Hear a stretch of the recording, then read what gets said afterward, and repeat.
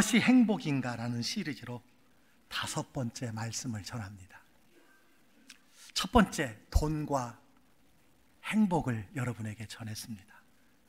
돈은 행복의 필요 충분 조건이 될 수 없다고 했습니다. 두 번째 말씀은요, 행복한 부부에 대해서 말씀을 증거했습니다. 그리스도인은 부부는 어떻게 살아야 행복할 수 있는가? 세 번째는 하나님께 가까이 함이 행복이라고 했습니다. 아멘입니까? 네 번째는 교회 공동체로 완성되는 행복이라는 말씀을 통해서 교회 공동체에 성도는 반드시 소속해야 하나님이 준비하신 행복을 완성할 수 있다라고 말씀을 드렸습니다. 오늘 예배하시는 모든 예배자들은 반드시 우리 광주교회에 소속하기를 주의 이름으로 축복합니다. 또다시 묻습니다. 무엇이 행복일까요? 행복은 사람들의 끊임없는 관심이요 화두입니다. 철학과 종교, 인간의 정신과 육체적 활동 역시 행복을 찾아가는 여정이 아닐까요? 자, 그렇다면 사람들이 자신이 얼마나 행복하다고 생각하고 있으며 어떻게 하면 행복할 수 있다고 생각하는 것일까요? 대다수 사람들은 뭐니 해도 머니가 행복의 기준이라고 그렇게 생각을 합니다. 물질이 그 기준이라고 생각을 합니다. 여러분 그렇습니까? 광명시에서 혼자 되신 여자분이 일산으로 이사를 가서 일산 호수공원을 산책하다가 할아버지 한 분을 만나서 교제하기 시작했습니다. 두 사람이 친해졌고 마침내 한 가정을 이루었습니다. 그리고 얼마 지나지 않아 그 남자가 돌아가시면서 유산 70억을 물려주고 갔답니다. 이 이야기가 실화라고 저에게 전해주는 분이 열을 내면서 이렇게 말씀하시는 거예요. 참 복도 많은 여자야. 누구는 걷다가도 그런 일이 있는데 말이야. 여러분, 이 소문이 나면서부터 일산 호수공원을 배회하는 사람들이 아주 많아졌다는 이야기가 있습니다. 최근 한 기사를 보았는데 부모로부터 무려 4천억 유산을 물려받은 자녀들의 이야기가 기록되어 있어요. 4억도 아니고 40억도 아니고 400억도 아니고 4천억이에요. 말이 안 나와요. 여러분, 이게 웬 복입니까? 그런데 이 자녀들은 유산 상속 다툼으로 항상 법원에서만 얼굴을 본다는 거예요. 여러분, 과연 이것이 행복일까요? 돈이 우리를 행복하게 할 수 없다는 증거입니다. 물질과 명예는 일시적으로 사람을 만족시킬 수는 있어도 신기루와 같은 것입니다. 그래서 벤자민 프랭클린은 이런 말을 했습니다. 돈은 결코 인간을 행복하게 만들 수 없고 앞으로도 절대로 그렇게 하지 못할 것입니다. 또 돈이 인간에게 행복을 가져다 줄 것 같지만 아무런 행복의 요소를 가지고 있지 않습니다. 돈은 많이 벌수록 더 큰 돈을 벌려고 합니다. 돈은 공허를 메우기보다는 차라리 또 하나의 공허를 낳습니다. 옳은 말이에요. 성경은 아니지만 아멘이에요. 여러분은 지금 행복하십니까? 하나님의 말씀인 성경에서 그 답을 찾아보았으면 좋겠습니다. 여러분, 사실 성경은 행복의 책이에요. 하나님은 행복에 지대한 관심을 가지고 계신다는 사실을 기억하시기 바랍니다. 여러분, 신명기 10장 13절에 이런 말씀이 있어요. 저는 깜짝 놀랐어요. 내가 오늘 내 행복을 위하여 내게 명하는 여호와의 명령과 규례를 지킬 것이 아니냐. 성경에 내 행복을 위하여라는 구절이 있다는 것 놀랐습니다. 그렇습니다. 성경은요, 고리타분하고 딱딱한 강제 조항이 아닙니다. 성경은 행복 매뉴얼, 인생 사용 설명서라는 사실을 믿으시기를 주의 이름으로 축원합니다. 이제 성경이 가르쳐주는 행복에 대해서 한번 생각해 보려고 합니다. 첫 번째, 자신의 죄를 알아야 합니다. 사람들이 행복에 이르지 못하는 이유가 무엇일까요? 행복의 조건을 따지기 전에 우리가 행복하지 못한 이유를 먼저 알아야 됩니다. 이유를 알아야 처방을 하지요. 우리에게 무엇이 부족해서 불행한 것이 아니라는 거예요. 여러분, 예전보다 우리는 모든 면에서 나아졌습니다. 나아져가고 있습니다. 어떤 분이 상차림 앞에서 야, 정말 임금님보다 더 우리가 잘 먹는다, 그런 말씀 하시더라고요. 맞아요. 모든 것이 채워지면 행복할 줄 알았지만 사실은 여러분 그렇지 않다는 거예요. 소득이 높은 나라일수록 자살률이 높다는 건 여러분 아십니까? 무엇을 말합니까? 가난한 자의 절박함보다 가진 자의 공허함이 크다는 거예요. 가지면 가질수록 공허함이 크다는 거예요. 자, 그러면 우리는 왜 행복에 이르지 못할까요? 성경은 그 이유를 분명하게 밝혀주고 있습니다. 로마서 3장 23절에 모든 사람이 죄를 범하였음에 하나님의 영광에 이르지 못하더니, 성경은 그 이유를 죄 때문이라고 말합니다. 모든 인간의 고통과 문제의 원인은 죄 때문이라는 거예요. 죄는 결핍의 문제가 아니라서 그 무엇으로 채우려 해도 채울 수 없는 것입니다. 여러분, 그래서 하나님의 영광에 이르지 못한다라는 말의 뜻이 무엇일까요? 사람답게 살지 못한다는 것이고 행복할 수 없다라는 뜻이에요. 죄 때문에. 또 성경은 말합니다. 죄의 삭은 사망이라고 했습니다. 사람이 태어나서 한 번 죽는 것은 정해진 것입니다. 죄의 파괴력은 치명적입니다. 사망의 영향력은 막강합니다. 여러분, 인간은 사망률 100%입니다. 인간 행복을 가로막는 원흉이 뭡니까? 죄라는 거예요. 죄가 지배하는 사람은 결코 행복할 수 없다는 것이 하나님의 말씀입니다. 여러분, 인간은 모태로부터 원죄를 가지고 태어납니다. 죄 때문에 온갖 고통을 당하다가 결국 죄값으로 죽는 것입니다. 죄가 하나님과 우리 사이를 가로막고 행복의 근원 되시는 하나님과 단절시키는 것입니다. 여러분, 이 세상에 죄 없는 사람이 있을까요? 한 사람도 없습니다. 어떤 분은 이렇게 말해요. 우리 몸은 죄의 작업장입니다. 그래요. 우리 몸은 죄의 작업장이에요. 그래서 성 어거스틴은 이렇게 말했어요. 최선의 지식은 우리가 죄인이라는 것을 아는 것이다.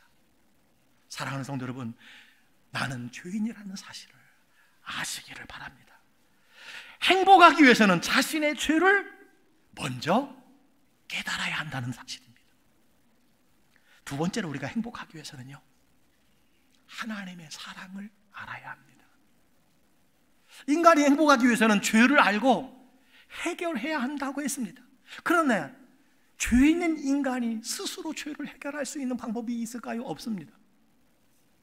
그런데 하나님께서 인류의 죄를 대속하시기 위해서 죄 없으신 예수님이 십자가에 죽게 하심으로 단번에 우리의 죄를 해결해 주신 줄 믿습니다.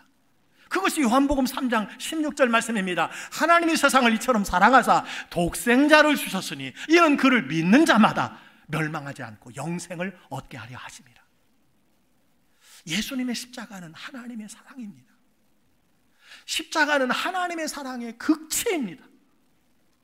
십자가는 하나님이 우리를 얼마나 사랑하시는지를 역사적으로 증명하신 사건이라는 사실을 기억하시기를 바랍니다.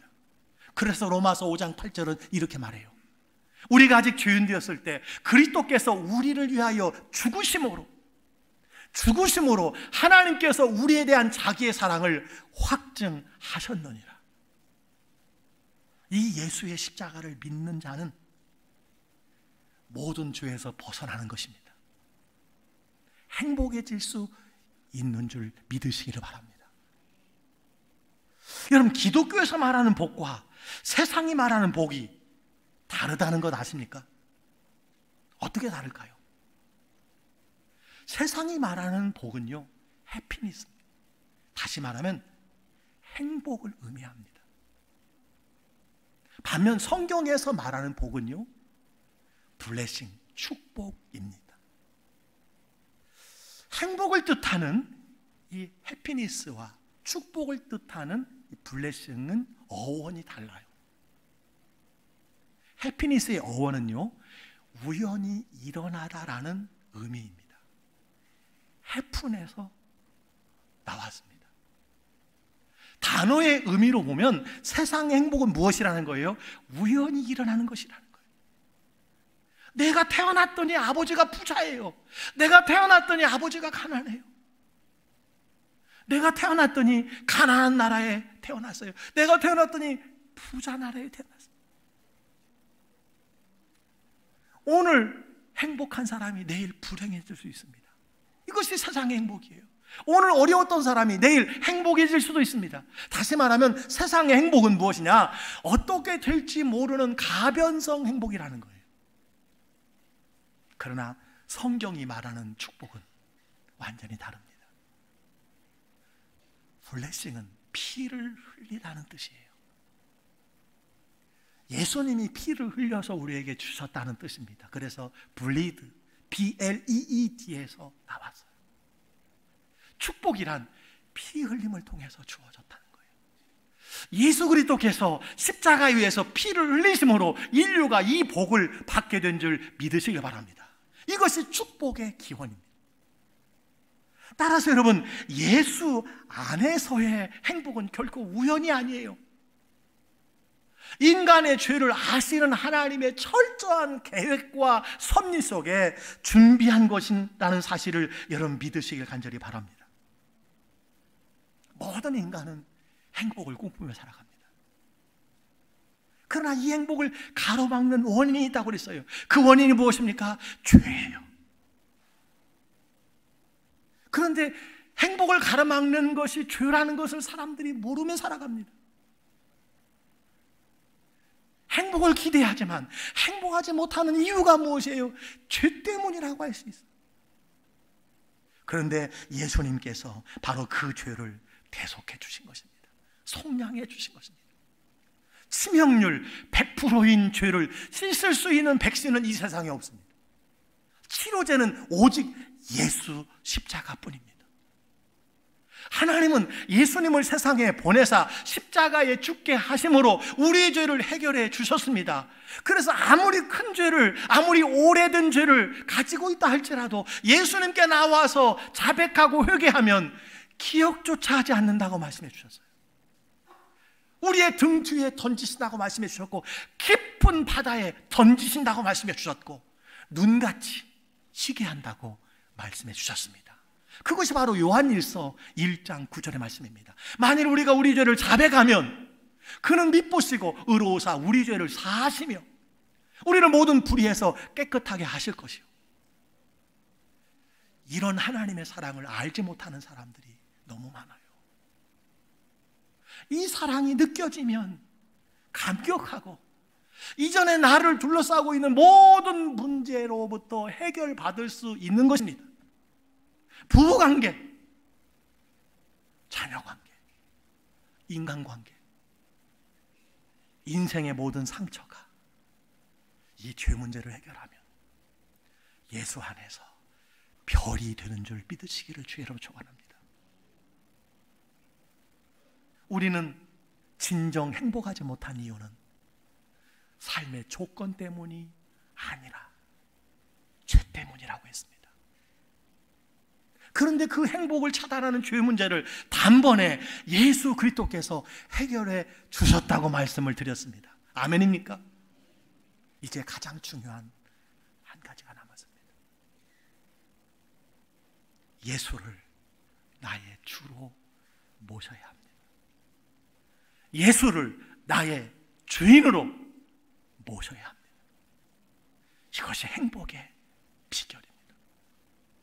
우리는 헤어나올 수 없는 죄와 그것을 덮는 하나님의 사랑을 알게 되었습니다. 그렇다면 이것을 어떻게 나의 사건으로 받아들일 수 있을까요? 나의 선물로 받아들일 수 있을까요? 우리는 그 과정을 영접이라고 부릅니다. 영어로 리셉션이라고 말하고 억셉트라고 말합니다. 받아들이는 거예요. 이것이 영접입니다. 여러분, 부뚜막에 있는 소금도 집어넣어야 짜다는 말처럼 자신의 죄와 하나님의 사랑 그리고 예수님의 속죄함을 알더라도 그것이 내 사건이 되지 않으면 아무 의미가 없는 겁니다. 따라서 예수님을, 속죄하신 예수님을 내 삶에 모셔야 되는 줄 믿습니다. 예수님을 내 마음에 모셔야 되는 줄 믿습니다. 예수님을 내 삶에, 내 마음의 주인으로 모셔야 되는 줄 믿습니다. 그래서 요한복음 1장 12절은 말합니다. 영접하는 자, 곧 그 이름을 믿는 자들에게는 하나님의 자녀가 되는 권세를 주셨으니. 영접한다는 것이 뭐예요? 믿는다는 겁니다. 예수님을 구주와 주님으로 믿는 거예요. 그것이 영접하는 것입니다. 예수님의 십자가 사건을 나를 위한 사건으로 받아들이는 거예요. 2000년 전의 십자가 사건이 나의 죄를 위한 사건으로 받아들이는 것입니다. 그것이 영접입니다. 그리고 한 가지가 있습니다. 그 예수님을 내 인생의 구주와 주인으로 모셔드리는 것입니다. 다시 한번요. 그 예수님을 내 인생의 구주로 믿고 나의 주인으로 모셔드리는 거예요. 그래서 예수님을 진실로 영접한 사람은 여러분 외칠 수 있어요. 뭐라고 외칠 수 있습니까? 예수가 나의 주인이시다. 예수가 나의 주인이시다. 여러분 한번 외쳐보실까요? 시작. 예수가 나의 주인이시다. 다시 한번요. 예수가 나의 주인이시다. 아멘. 예수님을 여러분의 주인으로 모셔야 돼요. 주인으로. 손님이 아니에요. 종이 아니에요. 주인이 되셔야 돼요. 그래야 행복해질 수 있습니다. 저는 여러분에게 아주 조심스럽게 권면합니다. 예수님을 영접하는 지적인 동의, 이것이 참 중요해요. 그러나 그 지적인 동의만으로는 구원을 확신할 수 없습니다. 예수님을 영접할 때 성령이 내 안에 들어오신다고 했어요. 아멘입니까? 성령으로 아니하고는 예수를 그리스도라고 고백할 수 없다고 성경에 말했어요. 따라서 우리가 예수님을 영접할 때 성령이 내 안에 들어오시는 거예요. 여러분, 중요한 것은 성령이 내 안에 들어오셨다고 해서 내 인생이 바뀌는 것이 결코 아닙니다. 다시 말해, 내 안에 성령께서 들어오셨다고, 예수의 영이 들어오셨다고 내 인생이 바뀌는 것이 결코 아니에요.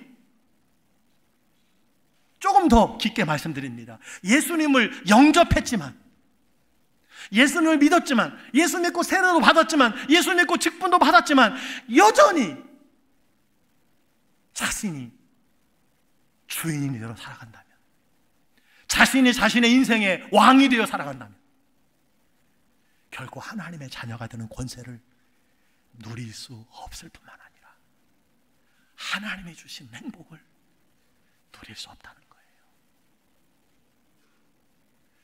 예수를 구세주로 믿고 예수님을 주님으로 믿는 자에게 축복이 있습니다.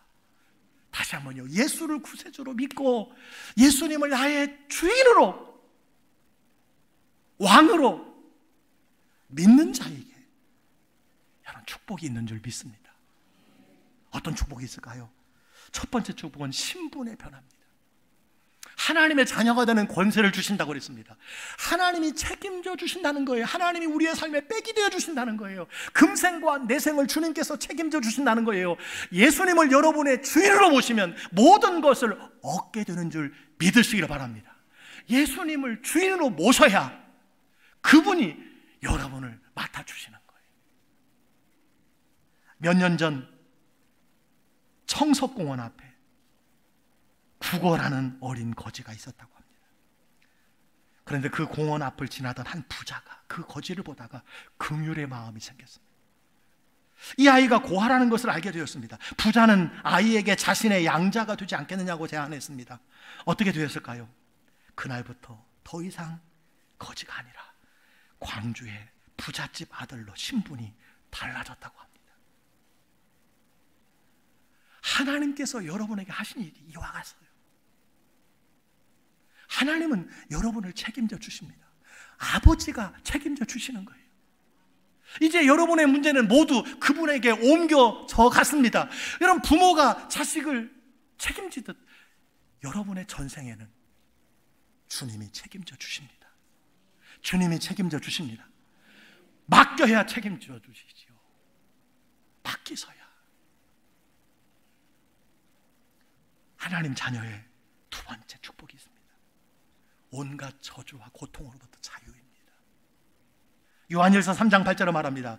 죄를 짓는 자는 마귀에게 속하나니 마귀는 처음부터 범죄함이라. 하나님의 아들이 나타나신 것은 마귀의 일을 멸하라 하심이라. 마귀의 일을 멸하시는 분이 예수님이십니다. 예수의 피는 모든 더러운 것을 씻기십니다. 사탄의 흉악한 결박을 끊어버리는 것입니다. 가계의 저주, 우상의 굴레, 사주팔자, 인생에 꼬인 것, 예수님이 권세로 풀어주시는 줄 믿으시길 바랍니다. 여러분, 점치는 분들이 얼마나 많은지 몰라요. 하나님이 가장 싫어하는 우상숭배의 영적 간음이 점치는 것입니다.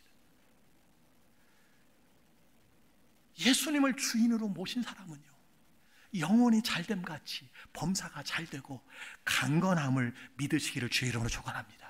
제가 지난주에 한 분 권사님하고 대화를 하는 중에 어떻게 예수님을 믿었습니까? 그랬더니 어릴 때 몸이 아팠대요. 계속 아프니까 주변의 사람이 용한 점쟁이를 소개시켜줘서 그 점쟁이 앞에 갔답니다. 그랬더니 점쟁이가 단번에 당신은 예수신 믿어야 살지 다른 신 믿으면 죽습니다. 그래서 점쟁이가 추천한 예수신을 믿고 온 가족이 구원받고 참 행복을 누린다는 그런 간증을 하셔서. 여러분, 왜 예수를 믿습니까? 모든 것에 자유인이 될 수 있기 때문입니다. 예수 믿으면요, 날짜, 시간, 방향 그런 거 안 봐도 됩니다. 예수의 권세가 우리를 감싸지기 때문입니다. 세 번째 축복이 있어요. 사망 권세로부터 해방입니다. 여러분, 모든 사람이 두려워하는 죽음, 이게 공포가 되지 않아요. 요한복음 5장 24절, 여러분 우리가 잘 아는 말씀이에요. 한번 다 같이 읽어보겠습니다. 내가 진실로 진실로 너희에게 이르노니 내 말을 듣고 또 나 보내신 이를 믿는 자는 영생을 얻었고 심판에 이르지 아니하나니 사망에서 생명으로 옮겼느니라. 여러분, 예수를 믿으면 세 가지가 동시에 이루어져요. 뭐가 이루어집니까? 영생을 얻어요. 죽은 이후에 천국이냐 지옥이냐의 심판에 이르지 않아요. 사망에서 생명으로 옮겨지는 거예요. 예수님을 영접하면. 여러분, 이해할 수 없는 상황에서도 예수 믿으면 믿음으로 살아가게 된다는 거예요. 여러분, 사람들이 가장 두려워하는 것이 무엇입니까? 죽음입니다.